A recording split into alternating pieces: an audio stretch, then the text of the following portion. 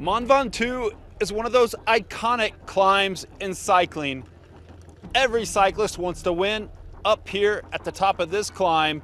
In the middle of the Pyrenees and the Alps, neither the Pyrenees nor the Alps, it's unique, poking out of the ground, out in the middle of nowhere, no other peak but this one, windswept, rocky, and unfortunately at the end of the day, not one for the Palmars of Tadej Pogacar.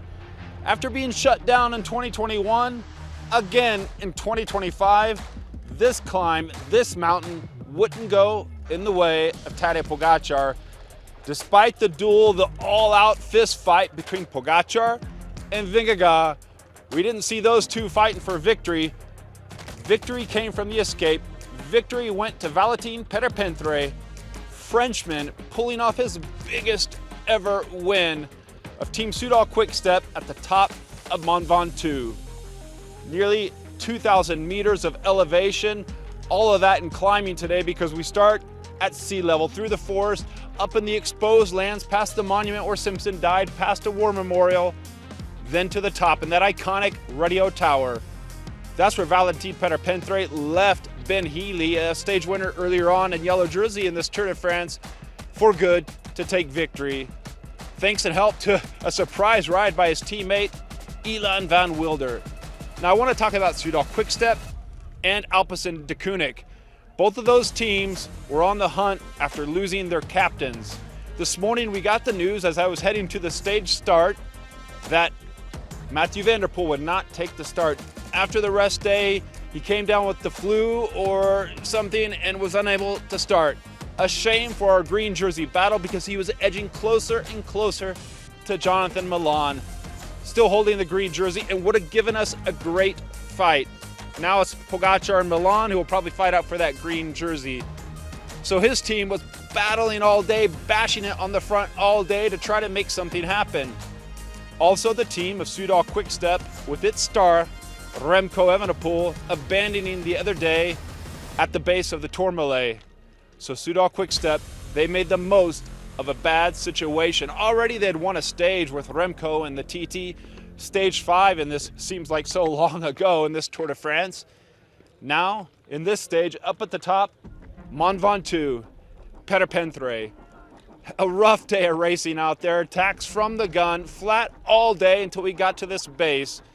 Again, as I explained, Alpecin was trying to make the move. We had Mike Woods up there in this move. We had some power hitters. We also had satellite riders, which will come into play later on. Tish Benoit, Victor Campenarts for Team Visma Lease Bike. And then we had Sivakov and Soler Power, Marc Soler, the Spaniard of Team UAE Emirates, for their man in yellow, Tadej Pogacar, who's just dominating this race. We're starting the third and final phase of this Tour de France, and this phase is going to be important as we race towards Paris. And this climb was important in determining that overall. At one point we saw, desperate for points to get up there and get that intermediate sprint, we saw Jonathan Milan, Biniam Girmay trying to bridge up to the move that went free but could not make it.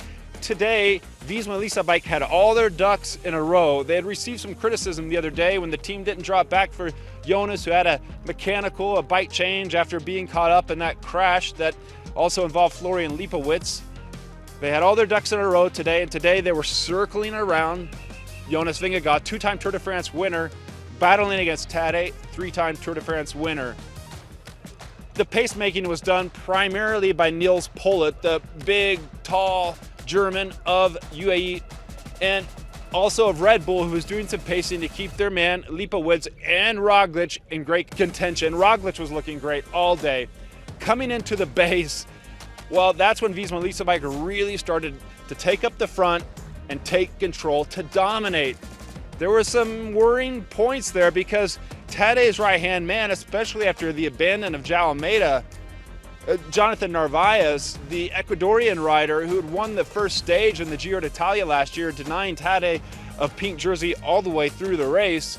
Well, he was distant early on. Adam Yates didn't really ever do much in the climb itself except give Pog moral support. And I spoke with Adam Yates right up here at the top and asked about that. And he agreed that Visma was really putting them on the ropes, but Tadej's able to handle his own in that street fight when he was ganged up upon by another team. And that was the case with Visma today because, oh, the pool of Van Aert, the pool of Sepp Kuss. Did you see that? Let me know what you thought of that. The American from Durango was just all on it today, really flying, showing that his best that he's maybe been lacking in the last few seasons since that Volta a España victory, erasing all doubt. Simon Yates, not so good today. Satellite riders import for Visma Lease bike didn't quite work out for UAE. First comes back Tish Benoot, then Victor Kampenaerts, both of them doing power pulls for Jonas Vingegaard. Soler, Sivakov passed, didn't contribute to Tadej and help him out. Tadej was on his own to deal with Jonas. Jonas throws an attack after attack. They had to do something if they wanted the stage win because the gap was at 6 minutes 10 at the base of this 15.6 kilometer climb. And then snap. Ving goes at 7.4, Pog right on him. They passed Carlos Rodriguez, Sugarman, who'd been up there. Primoz Roglic followed. The duo Cash Benoot, who starts to go to work, 6.1. Ving goes again, goes off the wheel of Tish Benoot. Then they're powering along. They pick up Kampenaerts, who paces him. Then Ving fires again at 3.1 kilometers out. This was an all-out champion slugfest and exactly what cycling wanted.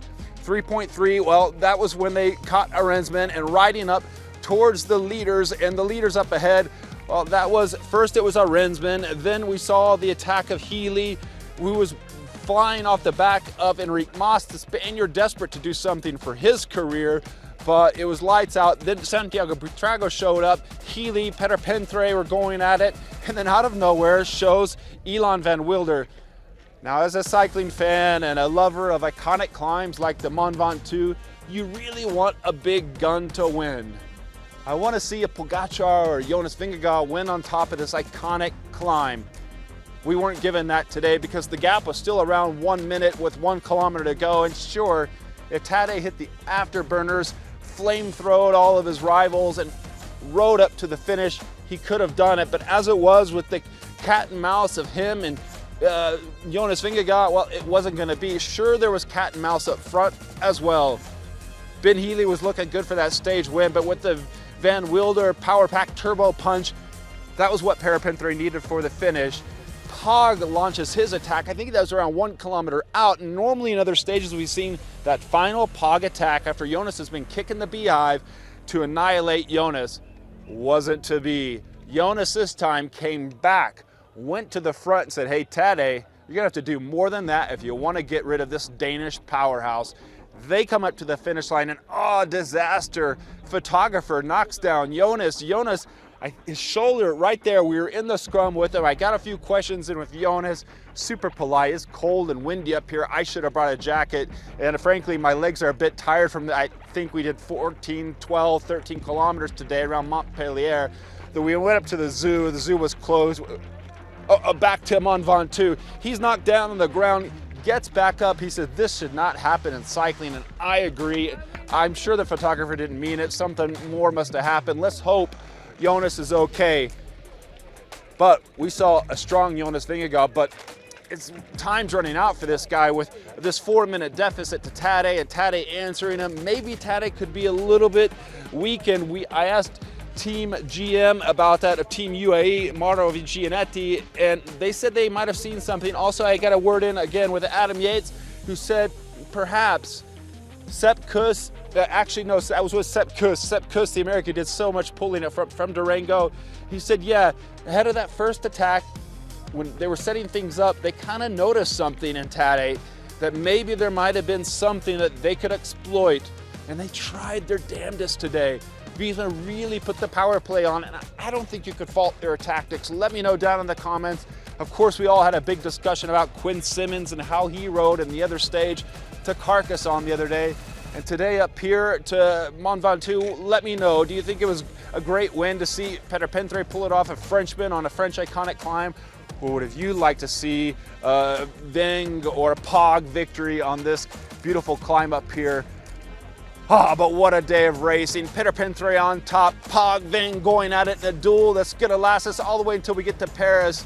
This is the Mont Ventoux, the 2025 Tour de France.